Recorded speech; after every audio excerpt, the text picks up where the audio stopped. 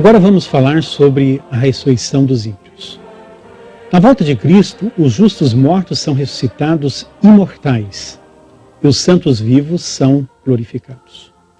Todos os ímpios são fulminados com o esplendor da glória de Cristo e seus cadáveres permanecem neste mundo durante 1000 anos. No fim do milênio, Jesus retorna a essa terra e tem lugar a segunda ressurreição. Notem, composta só de ímpios. Apocalipse capítulo 20, versículo 5, afirma: Mas os outros mortos não reviveram, até que os 1000 anos se acabaram. Apocalipse 20, 5. Ao fim dos 1000 anos, Cristo volta novamente à terra.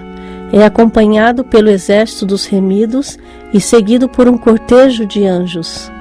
Descendo com grande majestade, ordena aos ímpios mortos que ressuscitem para receber a condenação.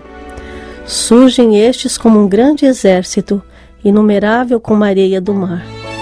Que contraste com aqueles que ressurgiram na primeira ressurreição. Os justos estavam revestidos de imortal juventude e beleza. Os ímpios trazem os traços da doença e da morte. Após a ressurreição, não será concedido aos ímpios um segundo tempo de graça, um segundo tempo de oportunidade. Eles desprezaram o convite da salvação e, se lhes fosse concedido uma outra chance, eles procederiam de uma maneira idêntica. Os ímpios saem da sepultura, tais quais a ela baixaram, com a mesma inimizade contra Cristo e com o mesmo espírito de rebelião. Não terão um novo tempo de graça no qual remediar os defeitos da vida passada. Para nada aproveitaria isso. Uma vida inteira de pecado não lhes abrandou o coração. Um segundo tempo de graça, se lhes fosse concedido, seria ocupado como foi o primeiro, em se esquivarem aos preceitos de Deus e contra ele incitarem rebelião. Relembrando, como vimos, a segunda grande ressurreição será composta só de ímpios. Ela acontecerá depois do milênio e os que tomam parte nela sofrerão a segunda morte, ou seja, a morte eterna. Serão destruídos pelo fogo do juízo de Deus. Os ímpios recebem sua recompensa na terra. Serão como a palha, e o dia que está para vir os abrasará, diz o Senhor dos Exércitos. Alguns são destruídos em um momento, enquanto outros sofrem muitos dias. Todos são punidos segundo as suas ações. Nas chamas purificadoras, os ímpios são finalmente destruídos, raiz e ramos. Satanás a raiz, seus seguidores os ramos. Perceba agora um ponto curioso, porém muito importante. Além da primeira ressurreição só de justos e a segunda só de ímpios, a Bíblia fala de uma outra ressurreição formada por uma classe mista. Podemos denominá-la de ressurreição especial ou parcial. Ela acontece antes da vinda de Cristo. Os que tomam parte nela ressuscitam sob a voz de Deus. Justos e ímpios integram esta ressurreição. Em Daniel capítulo 12, versículos 1 e 2, afirma: E naquele tempo se levantará Miguel, o grande príncipe, que se levanta pelos filhos do teu povo, e haverá um tempo de angústia, qual nunca houve, desde que houve nação até aquele tempo. Mas, naquele tempo, livrar-se-á o teu povo, todo aquele que se achar escrito no livro. E muitos dos que dormem no pó da terra ressuscitarão, uns para a vida eterna e outros para a vergonha e desprezo eterno. Daniel 12, 1 e 2. Essa ressurreição especial ocorrerá no tempo de angústia que precederá o segundo advento de Cristo. Ela não pode ser a primeira ressurreição. Por quê? Porque a primeira ressurreição será apenas de justos. Ela também não pode ser a segunda ressurreição. Por quê? Porque a segunda ressurreição será só de ímpios. Portanto, se trata de uma ressurreição especial. Especial pela ocasião e pelos que tomarão parte nela.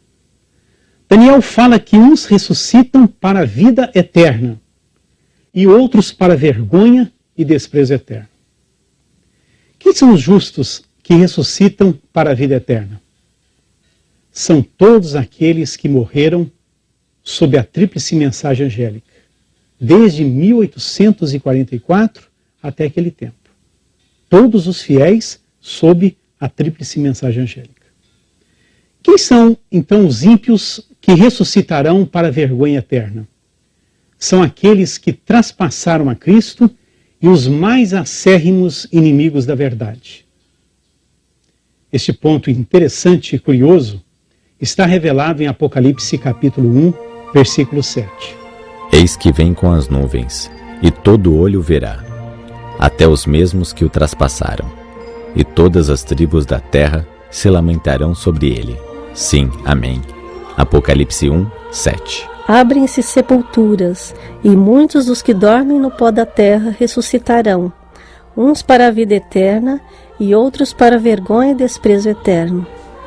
Todos os que morreram na fé da mensagem do terceiro anjo saem do túmulo glorificados para ouvirem o concerto de paz, estabelecido por Deus com os que guardaram a sua lei. Os mesmos que o traspassaram, os que zombaram e escarneceram da agonia de Cristo e os seus mais acérrimos inimigos de sua verdade e povo, ressuscitam para contemplá-lo em sua glória e ver a honra conferida aos fiéis e obedientes. Vamos relembrar 6 pontos importantes que resume o tema que consideramos.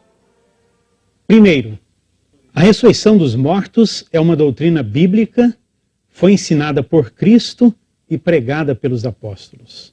Segundo, sem ressurreição não há recompensa eterna para os justos, nem condenação para os ímpios. Terceiro, a doutrina que ensina que uma alma imortal se desprende do corpo para recompensa eterna ou condenação eterna está em conflito com a verdade bíblica da ressurreição. Quarto, a primeira grande ressurreição será composta apenas de justos e vai acontecer no segundo advento de Cristo. Quinto, a segunda grande ressurreição será só daqueles que perderam a salvação e vai acontecer após o milênio. Sexto, a ressurreição parcial ou ressurreição especial vai acontecer antes do segundo advento de Cristo e tomarão parte nela todos os fiéis que morreram sob a tríplice mensagem angélica e também os ímpios que traspassaram a Cristo. Face a estas tão grandes verdades, surge a solene pergunta: onde nós estaremos naquele grandioso dia? Se formos chamados a passar pelo sono da morte, dormiremos na condição de um justo ou na condição de um ímpio? Ressuscitaremos na ressurreição dos salvos ou na ressurreição dos perdidos? A sua decisão hoje, ao lado de Cristo, vai determinar o seu futuro. Que Deus o abençoe e que Cristo seja a certeza de vida eterna para você. Amém. No celeste lar glorioso da Jerusalém de Deus, eu espero muito ansioso encontrar queridos meus. Lá hei de rever amigos que me amavam como irmã e que aguardam no jazigo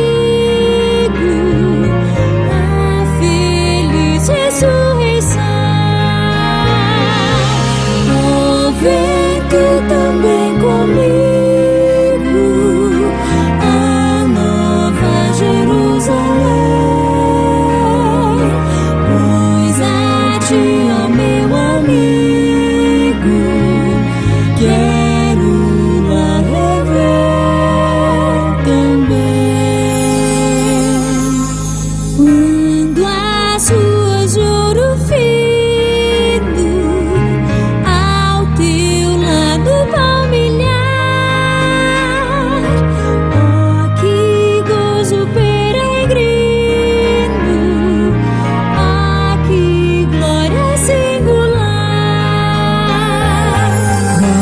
o gozo mais ansiado, a glória que mais seduz, será sermos estreitados